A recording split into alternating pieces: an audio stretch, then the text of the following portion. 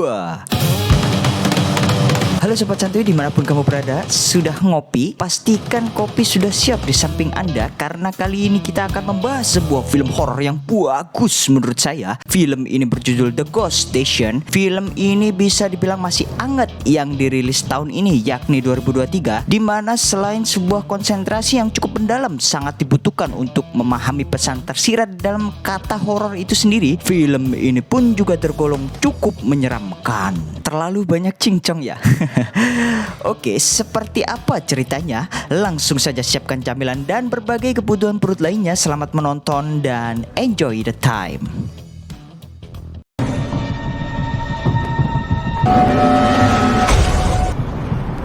Seorang laki-laki yang bermaksud menaiki kereta di sebuah stasiun yang bernama Stasiun Oksu, di mana stasiun ini sudah terkenal sangat angker dan horor. Namun seakan tak peduli dengan citra stasiun ini, pria ini pun nekat pergi ke sana pada malam hari tepat jadwal keberangkatan terakhir. Tak lama kemudian muncullah seorang wanita bergelagat aneh dengan petentang-petenteng yang karena mengira wanita itu sedang mabuk, bukannya takut, pria ini justru mempostingnya di media sosial karena menganggap ini hanyalah sebuah fenomena yang lucu. Dari sini komentar-komentar para netizen pun mulai berseliweran yang mempertanyakan apakah dia cantik, apakah dia baik-baik saja, apakah dia akan jatuh ke kereta. Yang ketika wanita tersebut mulai membentur-benturkan kepalanya, pria ini pun segera memberitahu kepada para netizen, sehingga asumsi para netizen pun mulai berubah, yakni menganggap bahwa wanita itu adalah memedi alias setan. Namun dalam sekejap mata wanita itu pun menghilang, dan ketika memeriksanya tiba-tiba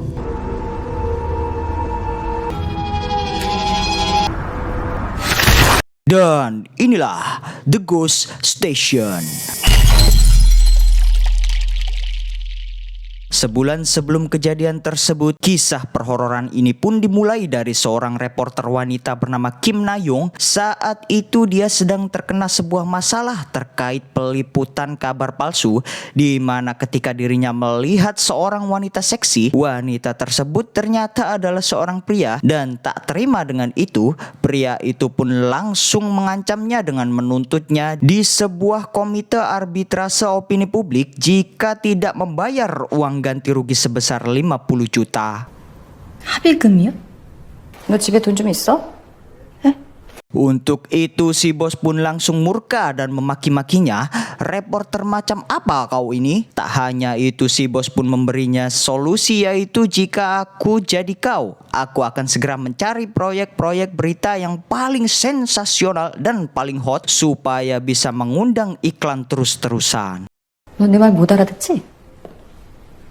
Ketika malam hari, Kim Na-young pun curhat tentang permasalahannya ini kepada Woo Won dan satu temannya ini, bahwa dirinya terpaksa harus mencari berita-berita yang hanya memprioritaskan untuk mendapatkan iklan, karena hal ini sangat berlawanan dengan ideologinya sebagai seorang reporter yang amanah dan wasakona.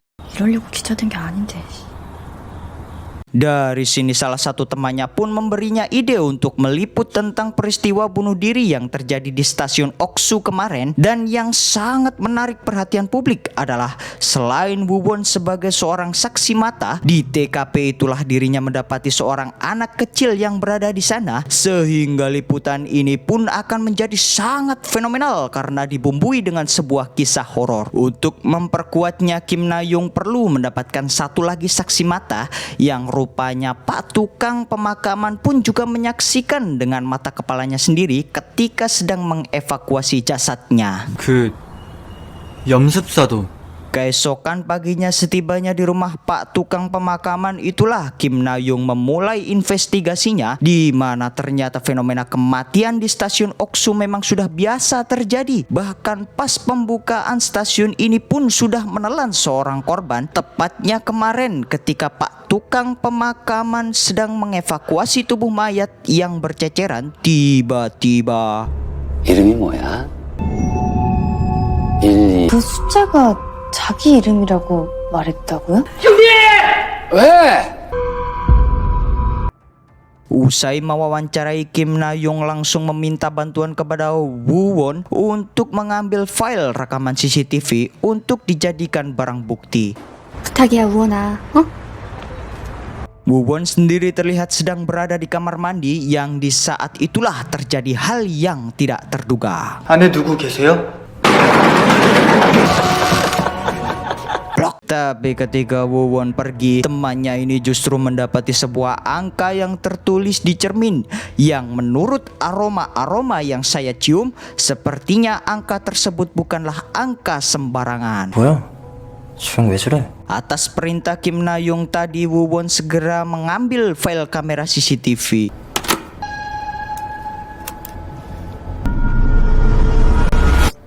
Singkat cerita, malam hari telah tiba. Kim Na-young memulai kembali investigasinya untuk mewawancarai Pak Masinis. Siapa tahu Pak Masinis juga melihat anak kecil tersebut. 인터뷰 좀 부탁드려도 될까요? 떨어지지가 않아.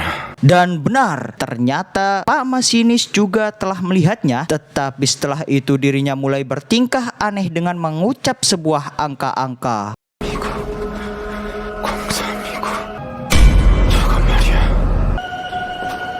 Di saat itulah reporter Kim Na-young mulai mengikutinya.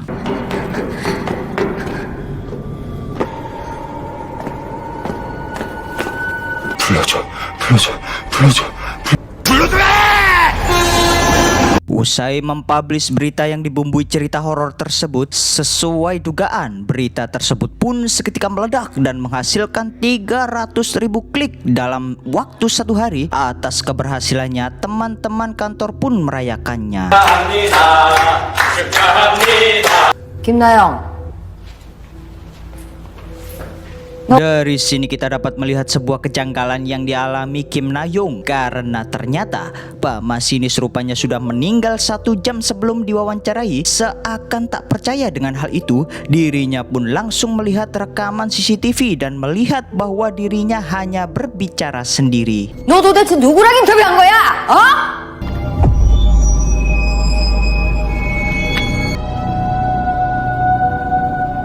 Si bos pun sangat marah mendengar ini karena berita tersebut dianggap halu atau hanya sebuah karangan. Di tengah amukannya, Kim Na-young akhirnya tertolong dengan adanya panggilan dari adik si korban kecelakaan itu, karena si bos menganggap bahwa itu merupakan bahan berita. Dia pun memberi kesempatan kepada Kim Na-young. 기사거리가 막 굴러들어오고.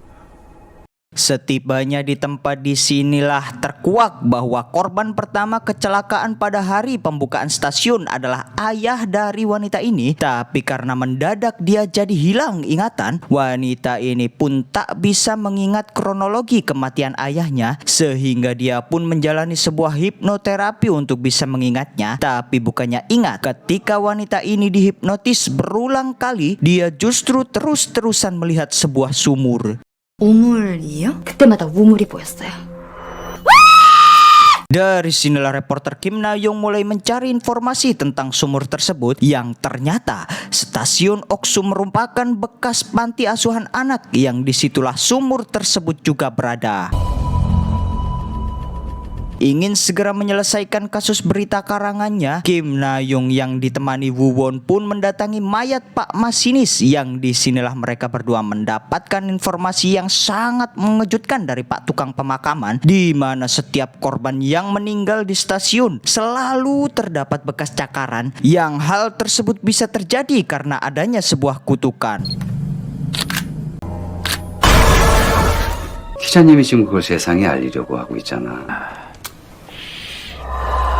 Setelah itu Kim Na-young pun langsung mempublish berita tersebut. Dan di saat yang bersamaan, perlahan wanita ini mulai mengingat semuanya.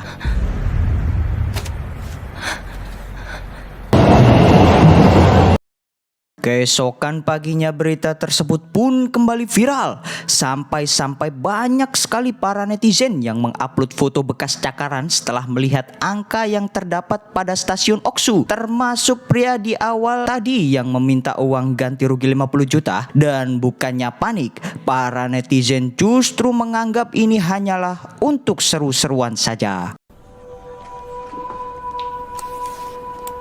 그냥 보고만 있어도 되는 거예요? 저렇게 이상한 사진 올리는 사람들이 계속 나오면 Mendengar hal ini, si bos pun mulai melirik Kim Na Young karena berkat berita yang berbalut horor ini, pundi-pundi cuan pun mulai berdatangan. 합의금은 회사에서 내줄 테니까 3개만 더 터뜨려봐. Malam hari telah tiba, teman Woo Won tiba-tiba berubah seperti ini. Jika kalian ingat, pria ini waktu itu sempat membaca angka ini ketika di toilet. Singkat cerita, pria ini nampak menuju ke dalam toilet, tapi tiba-tiba mendengar suara jeritan teman Woo Won yang juga mendapat bekas cakaran itu kebetulan nampak sedang berjaga, sehingga dia pun langsung diperintah oleh atasan untuk memeriksa dan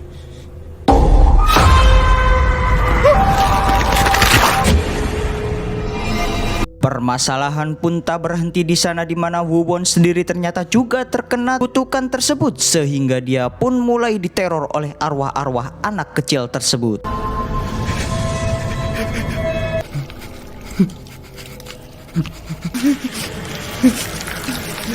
Untuk mengatasi permasalahan ini, keesokan paginya mereka berdua kembali mendatangi wanita ini, di mana ingatannya pun mulai kembali ketika melihat berkas-berkas sepeninggalan kakaknya, di mana nomor-nomor tersebut merupakan tanggal anak-anak itu dibawa ke panti. Karena penasaran, Kim Na Young pun mulai memeriksa berkas tersebut dan menemukan sebuah HP yang di situ dia menemukan sebuah video yang menunjukkan di mana anak-anak itu dikubur.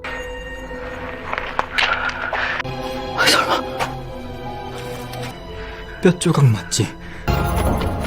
Seketika mereka langsung bergegas menuju ke tempat tersebut, dan ketika mereka sudah berada di dalam terowongan, tiba-tiba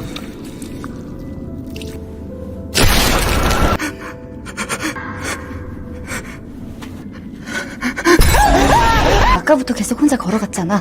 기억 안 나? mereka berdua pun akhirnya menemukan kuburan tersebut. Tapi saat diperiksa,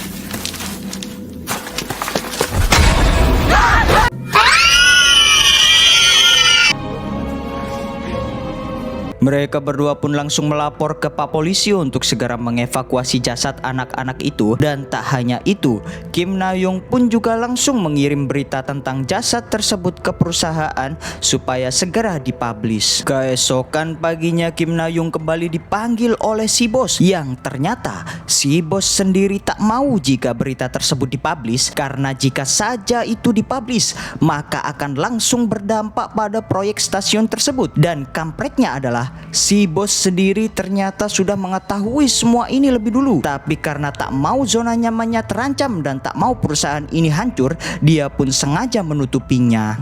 뭘 잘못했는지 곰곰이 곱씹어봐. 결정할 테니까 넌 집에 가서 나가! Sementara di sisi lain, Woo Won masih terus-terusan diteror oleh arwah anak kecil, dan ketika dia berlari keluar, dia pun mendapati bahwa tangan Pak Tukang Pemakaman sudah tidak terdapat bekas cakaran, sehingga dia pun mulai berpikir, kok iso moro-moro hilang. Dari sinilah Woo Won langsung menemui Pak Tukang Pemakaman untuk menanyakan bagaimana bekas cakaran itu bisa hilang. 아저씨는 없어졌잖아요. 왜 나만 그대로인 거예요? Di saat yang bersamaan, Kim Na Young juga didatangi oleh wanita ini untuk menunjukkan bahwa dirinya juga mendapatkan bekas cakaran. Dan tak hanya itu, ingatannya pun ternyata sudah kembali. Dari sinilah terkuak semua misteri dari film ini, yang ternyata ayah wanita ini bukanlah ayah kandung, melainkan ayah angkatnya, dan anak-anak yang berada di sumur tersebut adalah kumpulan korban yang akan dijual organnya, dan nomor-nomor tersebut adalah tanggal mereka akan dimutilasi. Dan karena kejahatannya ini mulai terendus, anak-anak yang ada di sumur tersebut langsung dikubur hidup-hidup untuk menghilangkan bukti, dan langsung ditutupi dengan proyek pembangunan stasiun Oksu ini. Tak hanya itu, si bos rupanya ikut terlibat dengan semua ini. Dan segitunya Anda mencari uang. Dan karena hal tersebut tidak diketahui oleh siapapun, arwah bocil-bocil itu pun mulai menunjukkan eksistensinya dengan menunjukkan nomor-nomor tersebut ke orang-orang, dengan harapan supaya kasus ini bisa terkuak. Namun karena kebencian yang sangat mendalam, arwah bocil-bocil itu pun akan langsung membunuh siapa saja yang mengetahui nomor tersebut, karena tak mampu menguak kasus ini. Oleh karena itu, untuk menghilangkan kutukan tersebut, mereka harus memberitahunya kepada orang lain yang sudah tahu tentang mayat-mayat bocil ini supaya kutukan itu bisa berpindah ke orang tersebut untuk menerima tanggung jawab menguak kasus ini. Dan karena kasus ini sengaja untuk ditutup-tutupi karena mengancam proyek stasiun Oksu, maka kutukan ini akan terus berlanjut. Oleh karena itu, Pak Tukang Pemakaman pun mentransfer kutukannya kepada wanita ini dengan cara mengancamnya.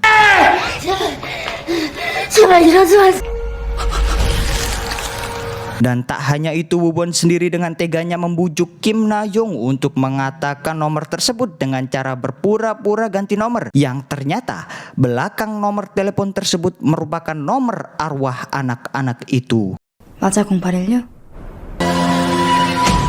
Keesokan paginya tak kehabisan ide, dan karena sudah kesal sekali dengan si bos yang terlibat dengan kasus ini, sehingga dengan sengaja dia menutup-nutupi kasus yang keji ini, Kim Na-young pun memutuskan untuk resign dengan syarat si bos harus mau membacakan nomor tersebut dengan keras. Karena masih tak mau kasus ini terkuak dan membuatnya jadi terancam, dia pun langsung membacanya. 한 번만 읽어줘요. 081요 됐니?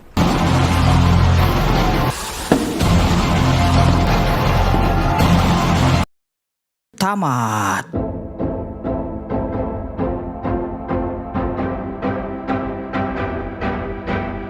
Soal pesan tersirat dalam film ini, ya pastinya kalian sudah tahu lah. Jangan lupa komen kalau kalian ada rekomendasi film yang bagus, dan jangan lupa like juga jika kalian merasa terhibur, oke? Dan pelajaran yang bisa kita ambil dari film ini adalah jangan pernah menutup-nutupi sebuah kebenaran yang meskipun memang tak semudah itu, Ferguson. Tapi meskipun demikian, tetaplah berjuang untuk menyampaikan sebuah kebenaran, tapi tetap ingat, kebenaran masih berada pada level di bawah kebijaksanaan. Sebuah kebenaran tak harus dicapai dengan kekerasan, karena kekerasan bisa merusak dari segala lini. Maka dari itu, rangkul dia, sentuh hatinya dengan kebaikan dan cinta kasih yang kau berikan. Anjas, sok bijak Ci. Kalau kalian kurang puas dan merasa masih kurang detil, monggo langsung aja nonton film aslinya. Ya kurang lebih begitulah. Mohon maaf jika ada salah kata atau menyinggung perasaan. Terima kasih sudah menonton. Jangan lupa subscribe. Semoga terhibur dan assalamualaikum warahmatullahi wabarakatuh.